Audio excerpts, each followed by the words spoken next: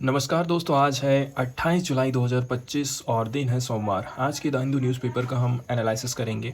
दोस्तों अभी आज हम लेट हो गए हैं। अभी टाइम हो रहा है 7:44। मैं कोशिश करता हूं कि सुबह सुबह ही न्यूज़पेपर अपलोड हो जाए, लेकिन आज थोड़ा टाइम नहीं मिल पाया था। मॉर्निंग में ड्यूटी गया था, इसलिए मैं न्यूज़पेपर आज नहीं बना पाया था। पहला जो आर्टिकल हम डिस्कस करने वाले हैं दोस्तों, ये काफ़ी इम्पोर्टेंट आर्टिकल है और पार्टिकुलरली यहाँ पर बातचीत करी जाती है कि किस प्रकार से मेडिकल का जो सेक्टर है वहाँ पर काम करने वाले जो डॉक्टर हैं या फिर जिस व्यक्ति ने हॉस्पिटल की स्थापना करी है वो खुद ही किसी और के ऊपर रिसर्च में डिपेंड ना रहे, अपना खुद का रिसर्च लेकर के आए। इस चीज़ को कैसे करके हम बढ़ावा दे सकते हैं। कुल मिलाकर के हेल्थ सेक्टर की जो भूमिका है, इसका रोल शिफ्ट हो रहा है। इस चीज़ को ये आर्टिकल बताता है। यहाँ पर इंजीनियर और एंटरप्रेन्योर अब तेज़ी के साथ में हेल्थ सर्विस प्रोवाइडर के फ्यूचर को शेप देने में लगे हुए हैं, जबकि डॉक्टर जो कभी इनोवेशन के मुख्य सोर्स माने जाते थे, आज के टाइम में मात्र सर्विस प्रोवाइडर तक सीमित होते जा रहे हैं। इसको थोड़ा सा डिटेल में हम समझने की कोशिश करते हैं। आजकल हेल्थ केयर में जो बड़े बदलाव हो रहे हैं, जैसे कि टेलीमेडिसिन आ गया आज के टाइम में। मतलब डॉक्टर यहाँ बैठा है और गांव के किसी मरीज को से वो बातचीत कर रहा है कि ये दवा ले लो, ऐसा करो वैसा करो। एआई बेस्ड डायग्नोसिस सिस्टम आ गया है, नई नई बीमारी का पता लगा रहे हैं। वेरिएबल हेल्थ टेक आ चुका है, रोबोटिक सर्जरी हो रही है। ये सारी चीज़ें डॉक्टर नहीं कर रहे हैं, इंजीनियर और एंटरप्रेन्योर कर रहे हैं। ठीक है, कुल मिलाकर के इंजीनियर और एंटरप्रेन्योर जो नए नए उद्यमी हैं, उनकी तरफ से आइडिया और इनोवेशन आ रहे हैं। वहीं जब हम डॉक्टर की बात करते हैं तो अब ज़्यादातर इलाज करने, रिपोर्ट पढ़ने, दवाई देने जैसे रूटीन क्लिनिकल रोल्स में ही अब सीमित रह गए हैं। वे अब उतनी इनोवेशन या फिर इन्वेंशन में हिस्सा नहीं ले पा रहे हैं, जबकि आइडियली डॉक्टर को भी नए मेडिकल सॉल्यूशन जैसे कि better surgical tools, AI diagnostic model, new treatment method create करने में हिस्सा लेना चाहिए था, क्योंकि क्लिनिकल अंडरस्टैंडिंग तो उन्हीं के पास में है। ये जो स्थिति बनी हुई है कि डॉक्टर केवल इलाज तक सीमित है और टेक्नोलॉजी वाला बदलाव कोई और करेगा, इसे हमें बदलना है। डॉक्टर को इनोवेटर और क्रिएटर भी बनाने की हमें ज़रूरत है। इसके बाद बोला जाता है कि वर्ल्ड ऑफ मेडिसिन इतनी तेज़ी के साथ में बदल रहा है जितना पहले कभी नहीं बदला है। ये बदलाव इतना ज़्यादा अप्रत्याशित, अनप्रेसिडेंट है कि पुरानी हेल्थ केयर सिस्टम और सोच आउटडेटेड हो रही है। इस बदलाव को आगे कौन लेकर के जा रहा है?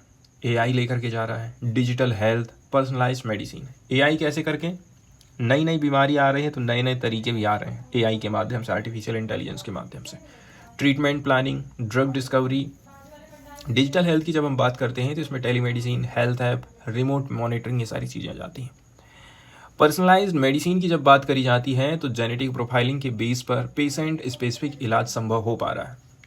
ये सारी चीज़ें टेक ड्रिवन है, मतलब डॉक्टर नहीं बल्कि इंजीनियर और डेटा साइंटिस्ट की अगुवाई में ये सारा परिवर्तन हुआ है।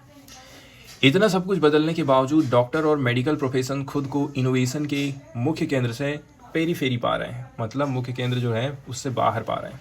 ये ज़्यादातर टेक इनोवेशन में शामिल नहीं हो रहे हैं, बस उसे यूज़ करते हैं। आजकल हेल्थ केयर का फ्यूचर बन रहा है तो उसमें इंजीनियर और उद्यमी, छोटे मोटे इंडस्ट्रियलिस्ट, एंटरप्रेन्योर का बहुत बड़ा रोल है। जैसे कि कई सारे ऐप डेवलप हो रहे हैं, मेडिकल डिवाइस बनाए जा रहे हैं, एआई एल्गोरिदम आ गया है, डायग्नोस्टिक टूल्स आ चुके हैं। ठीक है, ये सब वही लोग बना रहे हैं। डॉक्टर बस चुपचाप दवाई लिखते हैं, ऑपरेशन करते हैं और अपना कमाई करते हैं। वहीं डॉक्टर ज़्यादातर केवल पेशेंट को डायग्नोस करने, दवाई देने, सर्जरी करने जैसे काम तक ही सीमित हैं। ये लोग क्रिएटर या फिर इन्वेंटर्स ऑफ सॉल्यूशन नहीं बन पा रहे हैं, जबकि इनके पास में इस क्षेत्र का बहुत बड़ा नॉलेज होता है, लेकिन इसके बावजूद भी ये चीज़ नहीं सॉल्व हो पा रही है। इसलिए बोला जाता है कि भाई antibiotic resistance, mental health crisis, rural health care access, इन सब को हल करना है तो हमें डॉक्टर लोगों को क्रिएटर के तौर पर विकसित करना पड़ेगा, बनाना पड़ेगा। जो डॉक्टर लोग रहते हैं इनके पास में patient care, clinical workflow, treatment process की डीप अंडरस्टैंडिंग रहती है, इसलिए तो वो यूनिकली क्वालिफाइड होते हैं। मतलब ऐसी इनोवेशन करने के लिए जो रियल क्लिनिकल प्रॉब्लम को सॉल्व करें। मतलब डॉक्टर इनोवेशन के लिए बेस्ट पोजीशंस है, सिर्फ आइडिया देने के लिए नहीं बल्कि ग्राउंड लेवल पर एप्लीकेबल सॉल्यूशन लाने के लिए भी ये महत्वपूर्ण है। आज पूरी दुनिया में हेल्थ केयर सिस्टम पर काफ़ी ज़्यादा प्रेशर है। कैसे? पेशेंट की संख्या लगातार बढ़ते जा रही है, डायबिटीज़, कैंसर, क्रोनिक डिजीज़ लगातार बढ़ रहे हैं। डॉक्टर, स्टाफ और रिसोर्सेज काफ़ी लिमिटेड हैं। ऐसे में डॉक्टर की इनसाइट से बने सॉल्यूशन ज़्यादा प्रैक्टिकल और इम्पैक्टफुल होने वाले हैं। इसलिए तो बोलते हैं डॉक्टर लोग अपने अनुभव से यदि किसी चीज़ की खोज करते हैं तो वो ज़्यादा रियल वर्ल्ड में कारगर साबित होगी, समस्याओं को जड़ से ख़त्म कर सकते हैं। यदि डॉक्टर इनोवेशन के सेक्टर में लग जाते हैं तो आप ये समझ लीजिए नई टेक्नोलॉजी सिर्फ टैक से भी नहीं होगी बल्कि वो क्लिनिकली यूज़फुल भी हो जाएगी। मतलब ग्राउंड लेवल पर सॉल्यूशन लेकर के आ जाते हैं। हालांकि ये काम कोई आसान नहीं है, बहुत सारे चैलेंजेस का उनको सामना करना पड़ता है। जैसे कि काम का बहुत बोझ रहता है इनको, ठीक है। इनका जो डिमांड है वो खुद ही बहुत ज़्यादा रहती है। दिन भर ओपीडी, सर्जरी, इमरजेंसी में घूमते रहो, साथ में डॉक्यूमेंटेशन, कागजी कार्यवाही भी करो, हॉस्पिटल के रूल को फॉलो करो, पेपर वर्क करो। मतलब ये सारी चीज़ें ऐसी हैं जो उनको सोचने, समझने और न्यू चीज़ें क्रिएट करने का समय ही नहीं देती हैं। दूसरी बात यह है, मेडिसिन का जो सेक्टर होता है रिस्क एवर्स होता है। रिस्क एवर्स होता है मतलब डॉक्टर को हर कदम बहुत सोच समझ के उठाना पड़ेगा, क्योंकि उनकी जिम्मेदारी मरीज की जान की होती है। कोई भी रिस्क वो आसानी से नहीं ले सकता है। जैसे स्टार्टअप शुरू करना है, टेक्नोलॉजी का एक्सपेरिमेंट करना है, ये चीज़ काफ़ी मुश्किल हो जाती है। डॉक्टर लोग इनोवेशन करना चाहते हैं तो इसके लिए तेज फैसले, अनसर्टेनिटी में काम करना, फेल्यूर को स्वीकार करना। लेकिन ट्रेनिंग भी तो ज़रूरी है। ट्रेनिंग आप दोगे नहीं तो फिर वो कैसे करके कोई भी काम इतने आसानी से कर पाएंगे, ठीक है। तो डॉक्टर्स को अनसर्टेनिटी और फेल्योर से नेचुरली डिस्कम्फर्ट होता है, क्योंकि उनकी ट्रेनिंग में यही सिखाया गया होता है कि गलती जीरो होना चाहिए। इसी माइंडसेट के चलते चलते वो लोग कभी डॉक्टर से बिजनेसमैन नहीं बन पाते हैं। बात करते हैं दोस्तों आज के टाइम में डॉक्टर्स लोग कौन कौन से चैलेंजेस को फेस कर रहे हैं, कौन कौन से बैरियर्स इनकी लाइफ में हमको देखने को मिलते हैं। डॉक्टरों को नॉर्मली ना तो फाइनेंशियल मैनेजमेंट की ट्रेनिंग मिलती है और ना ही प्रोडक्ट डेवलपमेंट के बेसिक सिखाए जाते हैं। जैसे बजट कैसे बनाना है, कॉस्ट बेनिफिट एनालिसिस कैसे करेंगे, product market fitting, user feedback लेना है। ये सारी चीज़ों की जानकारी उनको नहीं रहती है और यही तो काफ़ी सारे उनके सामने चैलेंजेस पैदा करते हैं। ज़्यादातर ये जो पढ़ाई करते हैं उसका फोकस होता है रोग की पहचान करना, ट्रीटमेंट करना, एनाटॉमी, साइकोलॉजी आदि।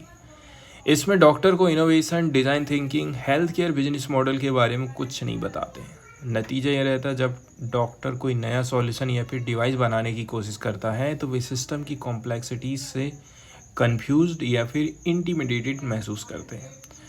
बहुत सारे डॉक्टर ये मानते हैं कि इनोवेशन करना इंजीनियर लोगों का काम है, हम तो खाली यूज़ करेंगे।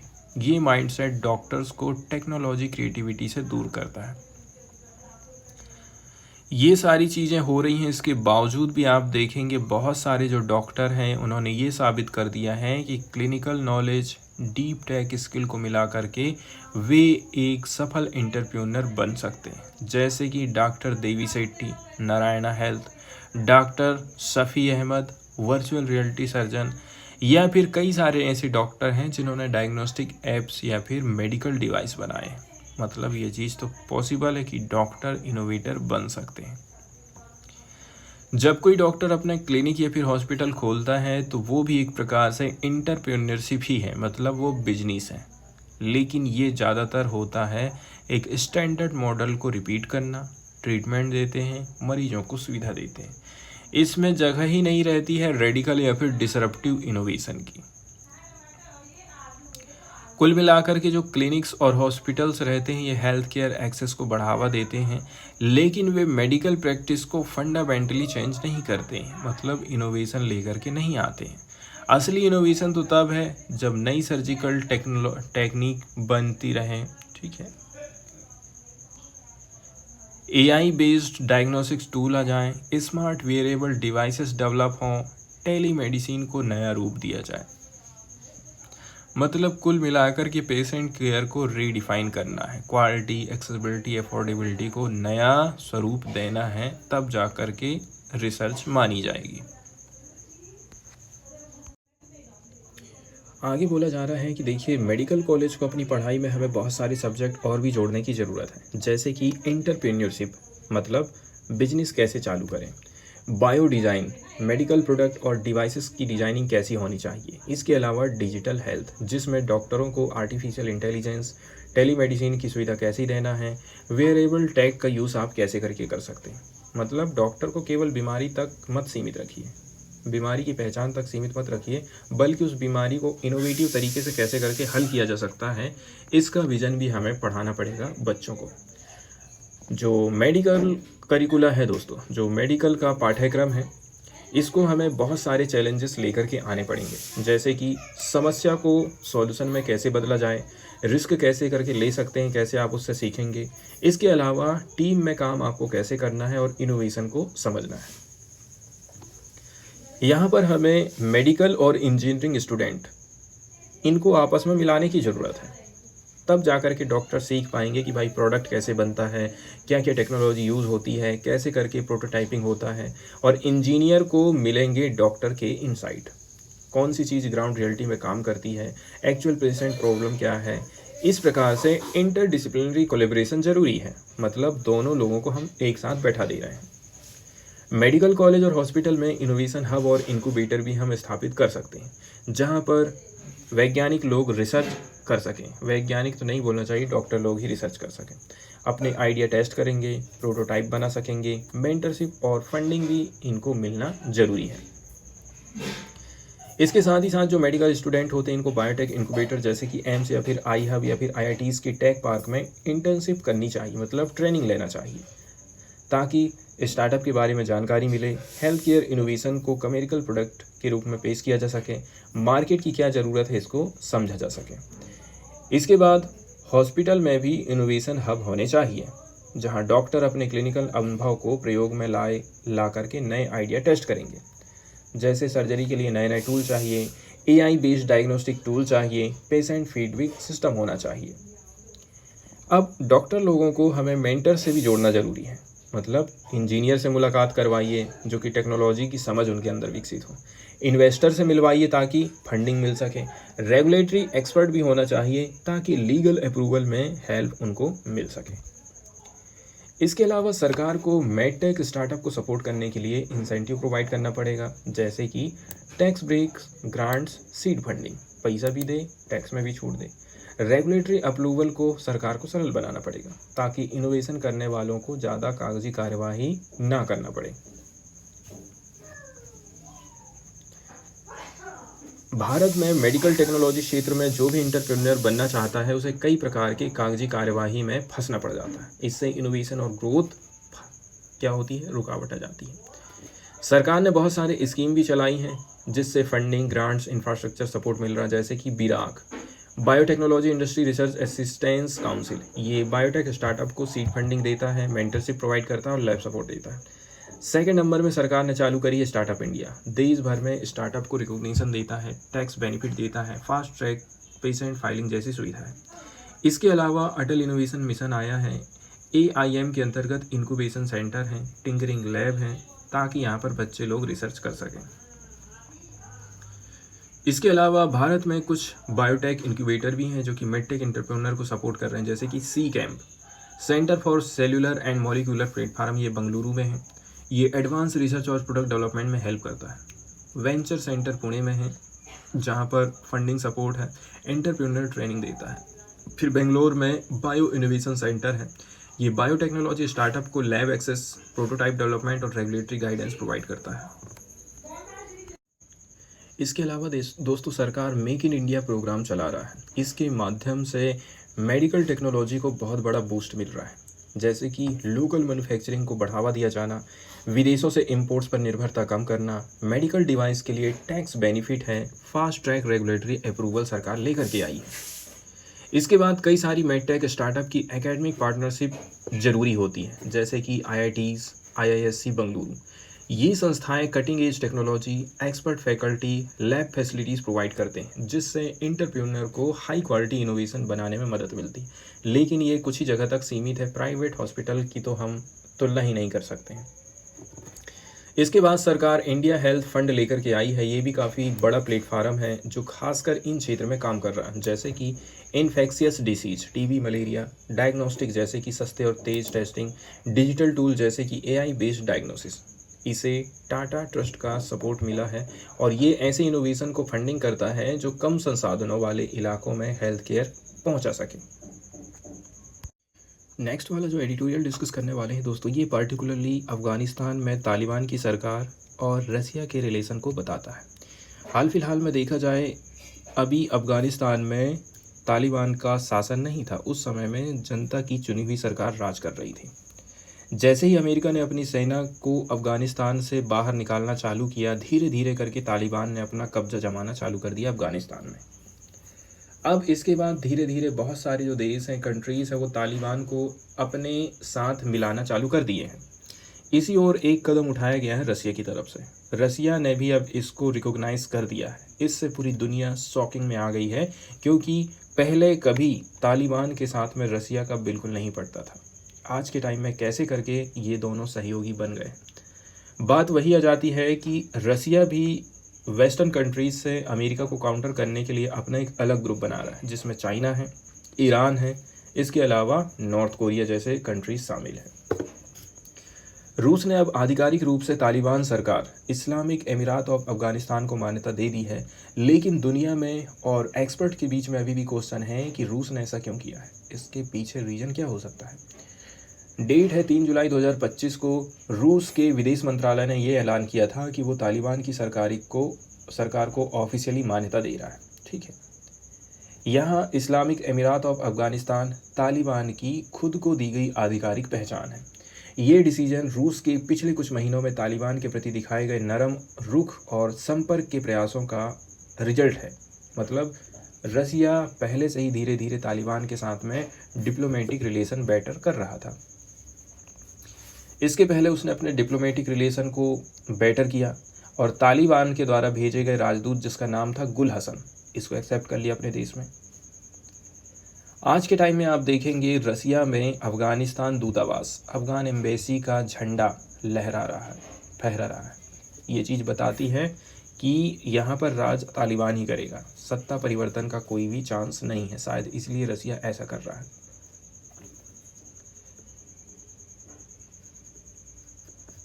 आगे बोला जा रहा है कि देखिए, ये फैसला कुल मिलाकर के रसिया ने जो पहले के डिसीजन लिए हैं उसी का एक हिस्सा हो सकता है, लेकिन इस डिसीजन के पीछे असली रेशनल क्या है, तर्क क्या है, कारण क्या है, ये समझ में नहीं आते। क्वेश्चन खड़े होते हैं ना, क्या इससे अफ़गानिस्तान में आपको फ़ायदा मिलेगा स्ट्रेटजिक तरीके से? दूसरा, क्या आप अमेरिका और वेस्टर्न कंट्रीज़ को काउंटर कर पाओगे, या फिर अफ़गानिस्तान के नेचुरल रिसोर्सेज तक आप पहुंच बनाना चाहते हैं? वहाँ के खनिज संसाधनों की आपको ज़रूरत है, इसलिए आप ऐसा कर रहे हैं। मॉस्को की ये ईगरनेस कि भाई हम आज तालिबान सरकार के साथ डिप्लोमेटिक रिलेशन कर रहे हैं, पहले की स्थिति एकदम उल्टी है। कब की स्थिति की हम बात करेंगे? 1996 से सन 2001 के बीच तालिबान के पहले शासनकाल में जो स्ट्रेटजी थी वो बिल्कुल अलग थी। उस समय तालिबान को रसिया में एक हॉस्टाइल शक्ति माना जाता था, तालिबान को आतंकवादी बोला जाता था, आप ये कह सकते हैं। रूस की सरकार, ठीक है, रसिया ने उनकी सरकार को कभी भी मान्यता नहीं दी थी और 1997 में उसे अपना डिप्लोमेटिक प्रेजेंस अफ़गानिस्तान से ख़त्म करना पड़ा। अपना राजनयिक उसने वापस ला लिया। इतना ही नहीं हुआ, रसिया ने उस समय नॉर्दर्न अलायंस, इसको मिलिट्री असिस्टेंस भी प्रोवाइड करी और अपने सेंट्रल एशियन अलायंस को मदद दी ताकि वे अफ़गान बॉर्डर के पास स्थिति को ठीक कर सकें और जो आतंकवादी घटनाएं हैं उसको रोका जा सके। दिक्कत तो तब होती है जब 2000 में तालिबान ने चेचन्या की अलगाववादी सरकार, चेचन रिपब्लिक ऑफ इचकेरिया, इसको एक देश की मान्यता दे दी। पूरी मुस्लिम वर्ल्ड को बोला कि वे रसिया के खिलाफ होली वार छेड़ दें, मतलब जिहाद छेड़ दें, ताकि रसिया से चेचन्या को अलग कराया जा सके या फिर जो काउंटर टेररिस्ट ऑपरेशन चल रहा है उसको रोका जा सके। इतना बड़े पैमाने पर युद्ध हुआ था, लेकिन आज स्थिति बिल्कुल बदल गई है। उसी समय ये भी रिपोर्ट आई थी कि भाई करीब 2500 चेचन मिलिटेंट, मतलब चेचन आतंकवादी, तालिबान कंट्रोल्ड एरिया में ट्रेनिंग ले रहे थे। इसी से परेशान होकर रसिया ने अफगानिस्तान में टेररिस्ट कैंप पर प्रिवेंटिंग स्ट्राइक के बारे में भी सोचा था कि नहीं, अब कुछ ना कुछ करना पड़ेगा भाई।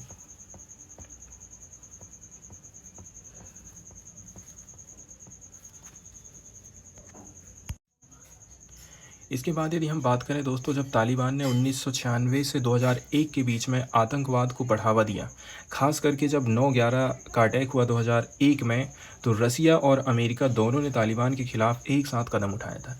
रसिया ने यूएसए के साथ मिलकर के यूएन के अंतर्गत तालिबान पर सैंक्शन लगाने का समर्थन किया था। इसके बाद ऑपरेशन इंड्यूरिंग फ्रीडम में रसिया का सहयोग। 9/11 के बाद अमेरिका ने जो मिलिट्री कैंपेन चालू किया जिसका नाम था ऑपरेशन इंड्यूरिंग फ्रीडम, उसका मकसद था तालिबान और अलकायदा को ख़त्म करना। तो इस मामले में भी अमेरिका को लॉजिस्टिकल सपोर्ट जैसे कि इंटेलिजेंस, कम्युनिकेशन या फिर ट्रांजिट जैसी इनडायरेक्ट मदद रसिया की तरफ से दी गई थी। इसके बाद 2003 में तालिबान को टेररिस्ट संगठन घोषित किया गया और रसिया ने 2003 में ऑफिशियली टेररिस्ट ऑर्गेनाइजेशन के रूप में मान्यता दिया या फिर घोषणा करी, यानी रसिया उस समय पूरी तरह से तालिबान के खिलाफ था।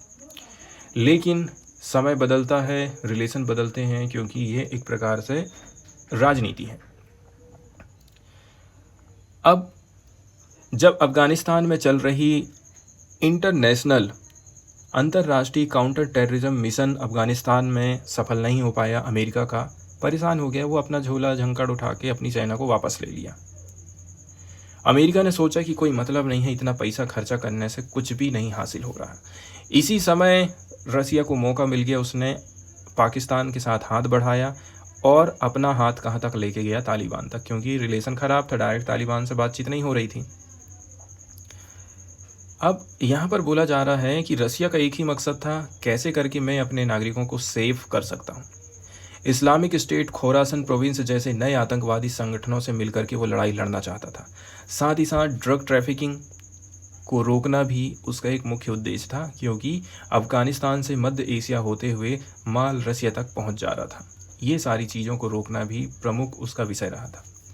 मतलब रसिया ने क्या सोचा, रसिया के नागरिकों को सेव करना है और जो आतंकवादी संगठन उभर रहे हैं IS के, इनको ख़त्म करना है और ड्रग्स के व्यापार को ख़त्म करना, ये सब सोच के रखा था रसिया ने। कुल मिलाकर के रसिया अब तालिबान और अफ़गानिस्तान के बीच में बैलेंस बनाने की कोशिश करने लगा धीरे धीरे करके। उसका मकसद था खुद को एक न्यूट्रल पर्सन के रूप में साबित करना। रसिया ने डिप्लोमेटिक प्रयास तेज कर दिए ताकि वो अफ़गान क्राइसिस का सॉल्यूशन निकाले।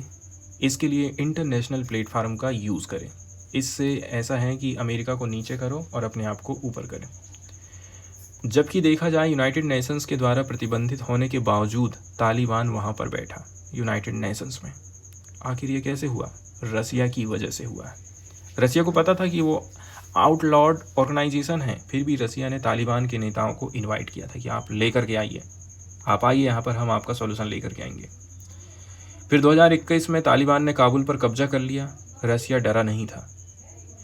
2021 में जब तालिबान ने काबुल पर कंट्रोल ले लिया और दुनिया भर के देशों ने अपने डिप्लोमेटिक स्टाफ को वापस बुलाया, रसिया की एम्बेसी काबुल में ऑपरेशनल रही। उसने अपना आदमी वापस नहीं बुलाया था।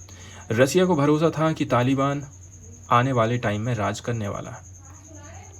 हालांकि रिलेशन अच्छे रहे, इसके बावजूद भी रसिया को झटका ज़रूर लगा है। जैसे कि 2 बड़े आतंकवादी हमले हुए, रशियन एम्बेसी काबुल में, दूसरा मॉस्को के क्रोकस सिटी हॉल पर हमला हुआ था। दोनों हमलों के पीछे इस्लामिक स्टेट खोरासन को जिम्मेदार माना गया था। इसके अलावा और भी कुछ रीज़न है दोस्तों, जैसे कि रसिया को लगता है कि सिर्फ तालिबान ही अफ़गानिस्तान में अब सत्ता के ऊपर कब्जा करके रहेगा। एकमात्र राजनीतिक पॉलिटिकल फोर्स अब तालिबान ही है। अब कोई तख्ता परिवर्तन नहीं हो सकता है। रसिया अब तालिबान को एंटी टेरर अलायंस के रूप में देख रहा है ताकि वो काउंटर कर सके अमेरिका को और पूरे यूरोपियन कंट्रीज़ को। ये परसेप्शन ही अप्रैल 2025 में तालिबान को ब्लैकलिस्ट से हटाने की नींव बनी थी। लेकिन सुप्रीम कोर्ट ने सिर्फ सस्पेंशन दिया है, पूरी तरह से बैन नहीं हटाया। रसिया की सुप्रीम कोर्ट ने सिर्फ तालिबान पर लगे प्रतिबंध को अस्थायी रूप से हटाया, सस्पेंड किया है। मतलब ये है कि तालिबान अब पूरी तरह से रसिया में क्लीन इमेज पा चुके हैं। तालिबान अभी भी रसिया के टेररिस्ट ऑर्गेनाइजेशन की फेडरल लिस्ट में है। मतलब ऑफिशियली वो अभी भी सस्पिशियस है। कभी भी दिमाग खराब हुआ तो रसिया पीछे हट जाएगा। इसके बाद बात करते हैं कि रसिया ने तालिबान से संगठन को रिवर्सिबल रखा है। जैसे कि हम फ्यूचर में बात करें, संबंध कहीं बिगड़ा तो रसिया पीछे हट जाएगा। ये भी एक रीज़न है कि हम आगे हाथ बढ़ा रहे हैं। इसके बाद यदि हम बात करें, तालिबान की जो मान्यता है केवल प्रतीक के रूप में है, इसका कोई तत्कालिक फ़ायदा रसिया को नहीं मिलने वाला है। ठीक है, ये केवल सिंबल है, मतलब दिखावा है, प्रैक्टिकल फ़ायदा तो अभी उसको कुछ मिला नहीं है। रसिया की अफ़गानिस्तान या फिर पूरे क्षेत्र में स्थिति अभी सुधरी नहीं है। ठीक है, इसके बाद कुछ रशियन अधिकारी तालिबान को सपोर्ट और हथियार देने के पक्ष में हैं। कुछ रशियन ऑफिशियल चाहते हैं कि रसिया तालिबान को और भी ज़्यादा एक्टिवली सपोर्ट करे, यहाँ तक कि आर्म्स एंड वेपन्स भी प्रोवाइड करे, लेकिन अभी भी ये चीज़ डिबेट में है कि ये कितना सही है। इसके बाद इस्लामिक स्टेट खोरासान के खिलाफ आप कितने सफल हो पाएंगे, तालिबान की जॉइंट फाइट से क्या एक्चुअल रिजल्ट मिलने वाले हैं, अभी ये चीज़ भी अनिश्चितता के पक्ष में है। जब रसिया ने तालिबान को ऑफिशियली रिकॉग्नाइज कर लिया है तो ये एक एग्जाम्पल बन सकता है जिससे सेंट्रल एशियन कंट्री जैसे तजाकिस्तान, उज्बेकिस्तान, चाइना भी तालिबान को मान्यता दे सकता है। लेकिन दिक्कत यह है, तालिबान जो ह्यूमन राइट्स का वायलेशन करता है, इसका आपने बिल्कुल भी ध्यान नहीं दिया है। अल्पसंख्यक महिलाओं, इनका अधिकारों की रक्षा वो नहीं करता है, इसका भी उसको ध्यान देना चाहिए था। इसके बाद बात करते हैं हम भारत की। ठीक है, रसिया ने तालिबान को मान्यता दी है, लेकिन भारत सरकार पर इसका सीधा या गंभीर असर नहीं पड़ेगा, क्योंकि भारत ने पहले से ही अपनी इंडिपेंडेंट पॉलिसी तैयार करके रखी है। भारत ने पिछले कुछ सालों में तालिबान से संपर्क बढ़ाया है, लेकिन धीरे धीरे, इंक्रीमेंटली और सोच समझ के। ये कोई सडन या फिर फुल रिकॉग्निशन नहीं है, बल्कि मेजर्ड एंगेजमेंट है। इसके बाद हाल ही में भारत और तालिबान के बीच टेररिज्म इन कश्मीर को लेकर के कुछ कॉमन ग्राउंड है। तालिबान ने कुछ मौके पर यह बोला है कि कश्मीर भारत का अंदरूनी मामला है, हम इसमें दखल नहीं देंगे, तो ये हमारे लिए एक पॉजिटिव सिग्नल है। भारत तालिबान गवर्नमेंट के साथ कम्युनिकेशन, ट्रेड, ह्यूमैनिटेरियन एड के ऊपर चर्चा करते रहती है, लेकिन ये फॉर्मल रिकॉग्निशन नहीं होगा। मतलब भारत की पॉलिसी ऐसी है, संपर्क तो करेंगे लेकिन हम मान्यता नहीं देंगे। भारत अब भी यही नहीं मानता है कि तालिबान की सरकार लेजिटिमेट है या फिर लोकतांत्रिक है, लेकिन हम हाथ बढ़ा के रखते हैं, रिकॉग्निशन भी देते हैं, लेकिन कुछ अलग तरीके से। बातचीत करो, लेकिन सरकार को वैलिडिटी मत दो। भारत क्लियर बोलता है कि भाई ग्राउंड रियलिटी को समझो, पहले तालिबान से हाथ मिलाओ, सहयोग रखो, लेकिन ऑफिशियल लेजिटिमेसी हम नहीं देंगे। न्यूज़ वाले सेक्शन की तरफ जाएं दोस्तों, तो ये जो न्यूज़ आई है महाराष्ट्र की गवर्नमेंट से आई है। महाराष्ट्र सरकार की एक योजना है लड़की बहन योजना, माझी लड़की बहन योजना।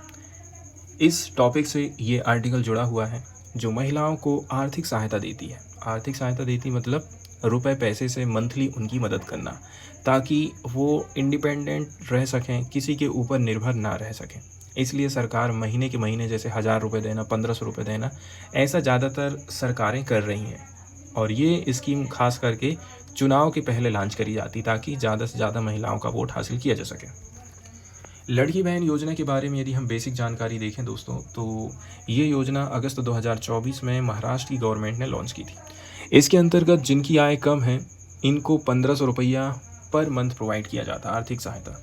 ये योजना असेंबली इलेक्शन से पहले चालू करी गई थी और माना जाता है कि इसने बीजेपी को जिताने का काम किया। अब दिक्कत हो गई है ये कि 26 लाख महिलाओं की पेमेंट जून 2025 से रोक दी गई है। ये बात बताई गई है अदिति तटकरे की तरफ से, जो कि महिला एवं बाल विकास मंत्री हैं। उनका कहना है, अब ये काम करते हैं, खर्चा बहुत आ रहा है, थोड़ा सा इसको रोको। एक काम करते हैं, एक बहाना बनाते हैं कि जितनी भी महिलाएं हैं उनकी एलिजिबिलिटी की फिर से टेस्टिंग करेंगे। इससे क्या होगा, महीने 2 महीने का जो पैसा है वो ऐसे ही गायब हो जाएगा। दूसरी ओर लगभग 2.25 करोड़ महिलाओं को योजना का लाभ अभी भी मिल रहा है। बात करते हैं क्यों रोकना पड़ा। कुछ पुरुषों ने भी योजना में आवेदन कर दिए हैं, जबकि ये तो महिलाओं के लिए है। कुछ परिवारों में 2 से अधिक महिलाओं ने आवेदन लगा दिया है। इसके बाद कई सारे लाभार्थी ऐसे हैं जो कि इधर से भी ले रहे हैं, उधर से भी ले रहे हैं, जो कि अलाउ नहीं है। साथ ही साथ 14,000 पुरुषों को गलती से पैसे मिल गए हैं, जो अब उनसे वसूले जाएंगे। ऐसे कैसे हो सकता है? जब सारी चीज़ें ऑनलाइन है, महाराष्ट्र इतना आगे हो चुका, कैसे पुरुष की जगह, महिला की जगह पुरुष को आप पैसे दे रहे हो? अब उससे वापस कैसे करके लोगे? ये जानकारी इंफॉर्मेशन टेक्नोलॉजी डिपार्टमेंट के डेटा एनालिसिस से सामने आई है। सरकार का कहना है, जिनकी पात्रता जांच में सही है उनको फिर से पैसा मिलने लगेगा, और जो लोग फर्जी हैं उनके खिलाफ लीगल एक्शन होगा और पैसा वसूल लिया जाएगा। इसके अलावा कलेक्टर को जिम्मेदारी दी गई है कि भाई आप जांच करिए। इसके बाद दोस्तों हम चर्चा करने वाले हैं प्रधानमंत्री नरेंद्र मोदी की अभी हाल फिलहाल में साउथ की यात्रा करी जाती है। यहाँ पर चोल साम्राज्य की कुछ खास बातों का उल्लेख किया गया था। प्रधानमंत्री नरेंद्र मोदी ने राजेंद्र चोल प्रथम और उनके पिता राजा चोल इनकी मिलिट्री माइट, मिलिट्री पावर और एडमिनिस्ट्रेटिव एक्यूमेन के लिए ट्राइब्यूट्स प्रोवाइड किया था। उन्होंने बोला था कि चोल सम्राटों की उपलब्धियां आधुनिक भारत के लिए इंस्पायरेशन का काम करती हैं। आगे प्रधानमंत्री नरेंद्र मोदी ने कहा है कि भारत डेवलप्ड नेशन बनने वाला है आने वाले टाइम में। इसमें यूनिटी, नेवी, डिफेंस फोर्सेस को हमें मजबूत करना पड़ेगा और न्यू अपॉर्चुनिटी को खोजना पड़ेगा। प्रधानमंत्री नरेंद्र मोदी ने बोला है कि राजेंद्र चोल प्रथम की बर्थ एनिवर्सरी के अवसर पर हम एक स्मारक सिक्का जारी करेंगे। उन्होंने बोला है कि सरकार राजा चोल और राजेंद्र चोल की ग्रांड स्टैट्यू तमिलनाडु में स्थापित करेगी। कुल मिलाकर के हम इनको मान्यता दे रहे हैं, ये हमारे लिए प्राइड का विषय है। इसके अलावा यदि हम चोल साम्राज्य की बात करें, चाहे उनकी नेवी हो, चाहे एडमिनिस्ट्रेशन हो, चाहे वो ट्रेड हो, राजा चोल ने एक शक्तिशाली नेवी बनाई थी, नौसेना बनाई थी, और उनके पुत्र राजेंद्र चोल प्रथम ने उसे और भी ज़्यादा पावरफुल किया। लोकल एडमिनिस्ट्रेशन मजबूत किया गया। Sri Lanka, Maldives, south east Asia के साथ में ट्रेड हुए, कल्चरल रिलेशन मजबूत करे गए। इसके अलावा चोल एडमिनिस्ट्रेशन एंड डेमोक्रेसी की जब बात करते हैं तो चोल राजवंश ने रूट्स ऑफ डेमोक्रेसी भी चालू किया, मतलब लोकतंत्र की नींव डाली। इन्होंने कुडावल्लई प्रणाली, मतलब उस समय में इलेक्शन ऑफ लोकल रिप्रेजेंटेटिव चालू हुआ। सोच लीजिए कितना पुराना हमारे देश में डेमोक्रेसी हुआ करता था।